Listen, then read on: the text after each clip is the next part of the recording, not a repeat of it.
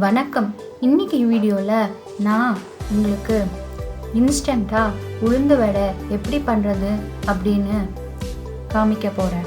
இந்த உளுந்து வடை பண்ணுறதுக்கு உளுந்தை ஊற வச்சு மாவு அரைக்க வேண்டிய அவசியம் இல்லை.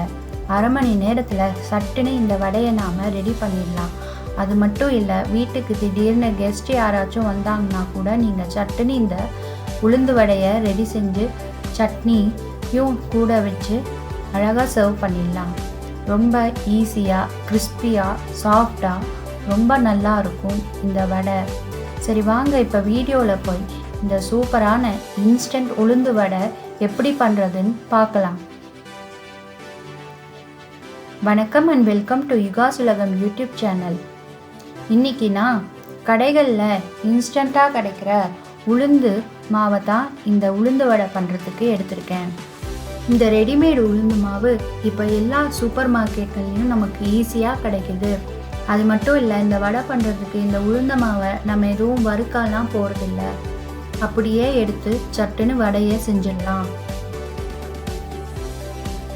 ஒரு பவுலில் 2.5 கப்பு உளுந்து மாவு நான் எடுத்துக்கிறேன்.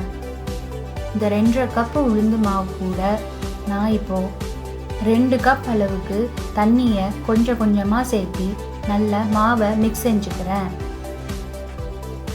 நல்ல 2 கப் அளவு தண்ணியை தாராளமாக எடுத்து இந்த அளவுக்கு சேர்த்து மிக்ஸ் செஞ்சுடுங்க. இப்போ இதை மிக்ஸ் செஞ்சதுக்கப்புறம் இந்த மாவை நான் மிக்ஸி ஜாரில் போட போகிறேன். மிக்ஸி ஜாரில் போட்டுட்டு மாவை கூட ஒரு 1/4 கப் அளவுக்கு தண்ணி சேர்த்து நல்லா அரைச்சி எடுத்துக்க போகிறேன். 1/4 கப்புக்கு மேலே தண்ணி சேர்த்திட வேண்டாம். கரெக்டாக 1/4 கப் அளவு சேர்த்தினீங்கன்னா போதும்.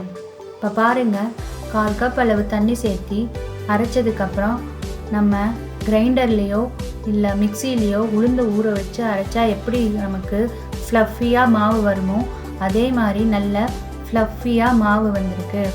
இப்போது அதே பவுலில் மாவை திருப்பி மிக்ஸி ஜார்லேருந்து மாற்றி எடுத்துக்கிறேன். இப்போ இது கூட நம்ம உளுந்து வடைக்கு தேவையான மற்ற விஷயங்களை சேர்த்துடலாம். 1/2 டீஸ்பூன் ஜீரகம், 1/2 டீஸ்பூன் மிளகு, கொஞ்சமாக நறுக்கின இஞ்சி, கொஞ்சமாக கருவேப்பிலை, கொத்தமல்லி, பொடியாக நறுக்கின வெங்காயம். நான் இன்றைக்கி பச்சை மிளகா சேர்த்திக்கல, நீங்கள் வேணும்னா பச்சை மிளகாயும் சேர்த்திக்கலாம். இப்போ இது எல்லாத்தையும் நல்லா ஈவனாக மிக்ஸ் செஞ்சுக்கிறேன். நல்ல மாவு கூட நல்லா ஈவனாக மிக்ஸ் செஞ்சு விட்டுடுறேன். இதுக்கப்புறம் இந்த மாவு கூட தேவையான அளவு உப்பும் கொஞ்சமாக பெருங்காயத்தூளும் சேர்த்துக்கிறேன். இப்போ அதையும் சேர்த்திட்டு நல்லா மாவை மிக்ஸ் செஞ்சு விட்டுடுறேன். நல்லா ஈவனாக மிக்ஸ் செஞ்சு விட்டுருங்க. உப்பு, பெருங்காயத்தூள், வெங்காயம், கருவேப்பிலை, கொத்தமல்லி எல்லாமே நல்லா மிக்ஸ் ஆகிடணும். இப்போது கையால் இந்த மாதிரி மாவை நல்லா பீட் பண்ணி விட்டுடுங்க. இது எதுவும் ஏர் பபிள்ஸ் இருந்தால் அது இல்லாமல் உடஞ்சிரும். மாவும் நல்லா ஃப்ளஃபியாக இருந்தால் தான் உங்களுக்கு வடை நல்லா வரும். இப்போ எண்ணெய் சூடாகிடுச்சு. நான் வடையை ஒன்றா சுட்டு எடுத்துக்கிறேன். உங்களுக்கு வடை எவ்வளோ பெருசு வேணுமோ நீங்கள் அவ்வளோ பெருசு சுட்டுக்கலாம். சட்டுன்னு அரை மணி நேரத்தில் இந்த வடையை சுட சுட நீங்கள் ரெடி பண்ணிடலாம். தொட்டுக்க கார சட்னியும் தேங்காய் சட்னியும் போட்டு சர்வ் பண்ணிங்கன்னா ரொம்ப சூப்பராக இருக்கும். நல்லா பொன்னிறம் ஆகிற வரைக்கும் 2 சைடையும் திருப்பி போட்டு நல்லா வடையை வேக விடுங்க. வடையில் இருக்கிற அந்த பபுள்ஸ்லாம் நல்லா அடங்குற வரைக்கும் நல்லா வடையை எண்ணெயில் வேக விட்டுருங்க. இப்போ வடை ரெடி ஆகிடுச்சு. நான் எண்ணெயிலேருந்து எடுக்க போகிறேன். ரொம்ப ஈஸியாக நீங்கள் இந்த வடையை செஞ்சிடலாம். நாள் கிழமை பண்டிகை தினங்கள்லாம் கூட இந்த மெத்தடில் நம்ம ஈஸியாக இந்த வடையை செஞ்சிடலாம்.